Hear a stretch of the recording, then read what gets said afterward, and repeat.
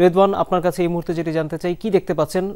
অগ্নি যে নিয়ন্ত্রণে কিছুটা এসেছে সেটি তো উপদেষ্টাই বলছিলেন, আপনি কতটা দেখতে পাচ্ছেন নিয়ন্ত্রণে এসেছে? বিশেষ করে যে আগুন বিভিন্ন পয়েন্টে ছোট ছোট আকারে জ্বলছিল সেগুলো এখনো জ্বলছে কিনা, এটি একটি দিক। দ্বিতীয়ত হচ্ছে, আপনি জানিয়েছিলেন যে বেশ কয়েকজনকে আহত অবস্থায় অ্যাম্বুলেন্সে করে বিভিন্ন হাসপাতালে নিয়ে যাওয়া হয়েছে। এরকম সংখ্যা আমরা এখন পর্যন্ত জানতে পেরেছি 7 জন। এর বাইরে আর কাউকে চোখে পড়েছে কিনা এরকম করে অ্যাম্বুলেন্সে নিয়ে যেতে?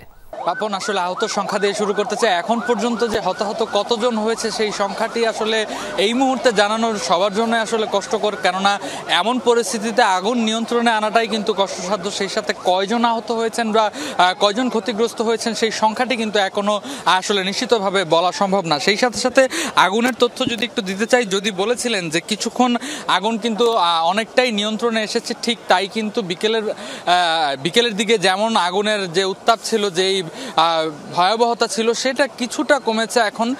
কেননা কিছুক্ষণ আগে বিমানবন্দরের বাইরে যে 8 নম্বর গেটের পাশের যে দেয়ালটি আছে সেই দেয়ালটি কিন্তু ভেঙে ফেলার ব্যবস্থা করা হয়েছে। বিভিন্ন যে পণ্যবাহী যে সকল বড় বড় যন্ত্রগুলো এয়ারপোর্টের ভেতর থেকে সেগুলো সেনাবাহিনীর সদস্যরা নিয়ে এসে সেই দেয়াল ভেঙে তারপরে কিন্তু পানি স্প্রে করা হয়েছে হাইড্রোলিক প্রেসারের মাধ্যমে, যার কারণে বাইরে থেকে এই পানিটুকু দেওয়ার কারণে কিন্তু আগুনটা ভেতরে অনেকটাই নিয়ন্ত্রণে। এখন আপনি হয়তো দেখতে পাচ্ছেন নিশ্চয়ই যে কয়েকটি কক্ষ ছাড়া কিন্তু অন্যান্য বাকি যতগুলো কক্ষ আসলে বিকেল থেকে আগুনগুলো জ্বলছিল সেগুলো কিন্তু অনেকটাই নিয়ন্ত্রণে চলে এসেছে।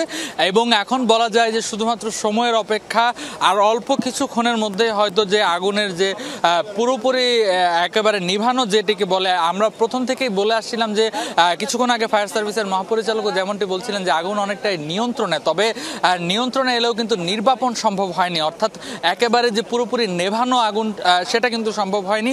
এখনো কিন্তু আমরা দেখতে পাচ্ছি যে একটি কক্ষে কিন্তু আগুন এখনো অনবরত জ্বলছে, তার কারণে আমরা বলতে পারছি না যে আগুনটি পুরোপুরি নিভে গেছে, এখনো কিন্তু কিছুটা শঙ্কা রয়ে গেছে। এবং এই যে দেয়াল ভাঙার কারণে আশপাশে যারা উপস্থিত রয়েছেন সবাই, বিমানবন্দরের কর্মী সহ আর্মি এবং সেনাবাহিনী, পুলিশ, র্যাব সবাই কিন্তু বলছেন যে এই উদ্যোগটি যদি আগে নেওয়া যেত তাহলে কিন্তু আগুন নেভানো আরো সহজ হতো। তবে ফায়ার সার্ভিসের কর্মীরা বলেছেন যে এই যে যন্ত্রটি এনে এরপরে দেয়াল ভাঙার যে প্রক্রিয়া সেটি মূলত এত সহজ ছিল না, এবং সেটি দেরি হওয়ার কারণেই কিন্তু আগুনের যে ব্যাপ্তি সেটি কিন্তু আরো বেশিক্ষণ ধরে জ্বলে এবং ছড়িয়ে পড়ে। এখন আমরা দেখতে পাচ্ছি যে এই হাইড্রোলিক প্রেসার এবং যে এয়ার রোবট সেটি কিন্তু এখান দিয়ে পাঠানো হয়েছে, এবং তার কারণে কিন্তু অন্যান্য বাকি যতগুলো কক্ষের আগুন ছিল সেগুলো ইতিমধ্যে নিভে গিয়েছে।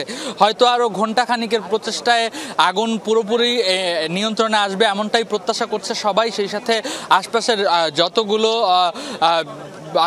ছিল পানির লাইন সবগুলো থেকে কিন্তু স্থায়ীভাবে এখন নিরবিচ্ছিন্ন সংযোগে পানি দেয়া হচ্ছে, যার কারণে এখন পর্যন্ত যে মূল যে জায়গাটি থেকে আসলে আগুনটির সূত্রপাত হয়েছিল সেই জায়গায় আগুন একেবারেই নিয়ন্ত্রণে এসেছে এবং সেটি নিভানো সম্ভব হয়েছে। তবে আগুনটি যেখানে ছড়িয়ে পড়েছে যেই কক্ষগুলোতে সেখানে কিন্তু এখনো নিয়ন্ত্রণ সম্ভব হয়নি, সেখানে এখনো আগুন জ্বলছে আমরা দেখতে পাচ্ছি। এবং বারবারই যখন দেয়াল ভাঙার কথা বলা হচ্ছিল স্থানীয়রা বলছিলেন যে এখানে দাহ্য পদার্থ থাকতে পারে, বিভিন্ন ধরনের কেমিক্যাল থাকতে পারে, বিশেষ করে বাইরে থেকে আমদানিকৃত রং থাকতে পারে। একজন বিমানবন্দরের কর্মী তিনি আমাদের বলছিলেন যে বাইরে থেকে বিভিন্ন ধরনের রঙের কেমিক্যাল আমদানি করা হয়, যেই রঙগুলো ব্যবহার করার জন্য বিভিন্ন ধরনের অ্যাসিড জাতীয়, সেগুলো আসলে অল্পতেই কিন্তু জ্বলে ওঠার সম্ভাবনা রয়েছে, যার কারণে কিন্তু একরকম আগুনের যে তীব্রতা সেটি কিন্তু ক্রমেই আরো বেড়েছে।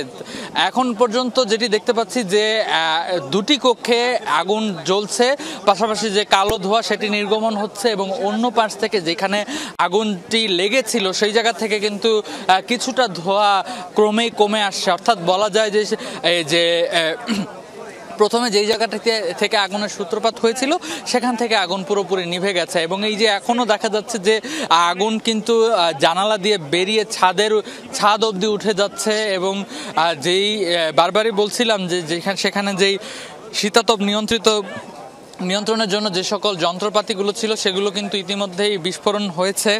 তারপরে কিন্তু এই যে বাইরের যে এলাকাটি সেখান থেকে কিন্তু আগুনের সূত্রপাত। আমরা দেখছিলাম যে কিছুক্ষণ আগেও এখানে যে হেল্প ডেস্ক রয়েছে তার উপরের ছাদে উঠে কিন্তু ফায়ার সার্ভিসের কর্মীরা সেখান থেকেও পানি দিয়েছেন, এবং যেহেতু আর মাত্র 2টি কক্ষে বাইরে থেকে দেখা যাচ্ছে, ভেতরে আগুনের আসলে তীব্রতা কতটুকু সেটা কিন্তু বাইরে থেকে বোঝার উপায় নেই। তবে ফায়ার সার্ভিসের কর্মীরা, দমকল বাহিনীর কর্মীরা যেভাবে নিরলস পরিশ্রম করছেন, এবং পানির যেহেতু কন্টিনিউয়াস ফ্লো এখন পর্যন্ত ঠিক মতো দেয়া যাচ্ছে, তাই বলা যায় যে খুব শীঘ্রই হয়তো আগুন নিয়ন্ত্রণে চলে আসবে, এবং তারপরই কিন্তু জানা যাবে যে ক্ষয়ক্ষতির পরিমাণ। এবং সবাই ধারণা করছেন যেহেতু বিদেশ থেকে আমদানিকৃত যে সকল পণ্যগুলো আছে সেগুলোতে আগুন লেগেছে, তাই সবাই ধারণা করছে যে আসলে সেইগুলো আসলে বাংলাদেশে খুব একটা অ্যাভেলেবেল না, যার কারণে দামি যত সব কেমিক্যাল কিংবা পণ্য, দাহ্য পদার্থ সেগুলো কিন্তু বিস্ফোরিত হয়েছে ইতিমধ্যে, এবং সেই জায়গার আগুনগুলো নিভাতে কিন্তু বারবারই বেগ পেতে হয়েছে, কেননা পানির ছিটা দিলে কিন্তু সেই আগুনগুলো কোনো রকমেই নিয়ন্ত্রণে আনা সম্ভব না।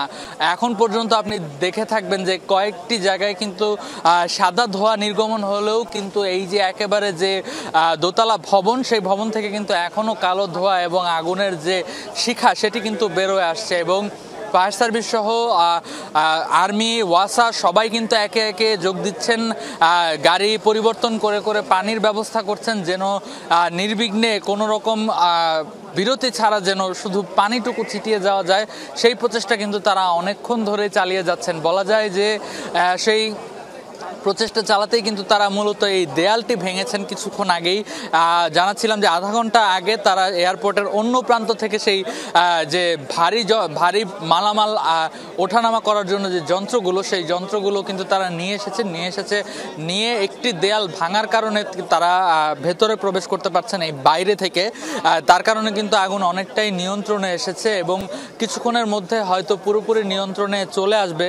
এবং কর্তৃপক্ষের পক্ষ থেকে কিন্তু আসলে হতাহতের যে ঘটনা আমরা দেখছিলাম যে বেশ কয়েকজনকে হাসপাতালে নিয়ে যাওয়া হয়েছে, বেশ কিছু অ্যাম্বুলেন্স ছিল এই পার্কিং এর এরিয়াতে, সেই অ্যাম্বুলেন্সগুলো কিন্তু এখন আর নেই, কেননা সেই অ্যাম্বুলেন্সগুলো সরিয়ে ফেলা হয়েছে। এমন তারা ধারণা করছেন যে ভেতরে আর কোনো মানুষ কিংবা কোনো মানুষ যদি থাকেও তাকে আসলে এই মুহূর্তে উদ্ধার করা সম্ভব না। তার কারণে কিন্তু চিকিৎসক দল এবং অ্যাম্বুলেন্স যারা ছিলেন এখানে সবাই কিন্তু এখান থেকে চলে গেছেন। তার কারণে কিন্তু এই জায়গায় আসলে ফায়ার সার্ভিসের যে কর্মীরা রয়েছেন এখন তারা কিন্তু খুবই নির্ঝঞ্ঝাটভাবেই কাজ করতে পারছেন। একে একে তাদের গাড়িগুলো চলে আসছে ভেতর পর্যন্ত, এবং যত দ্রুত সম্ভব তারা চেষ্টা করছেন আসলে আগুন নিয়ন্ত্রণের জন্য। কিন্তু বলছিলাম যে আগুনের যে ভয়াবহতা সেইটি কিন্তু একেবারেই কম নাই, তার কারণে কিন্তু আসলে সেটি নির্বাপনে কিন্তু অনেকটাই সময় লেগে যাবে বলে এখন পর্যন্ত ধারণা করা হচ্ছে।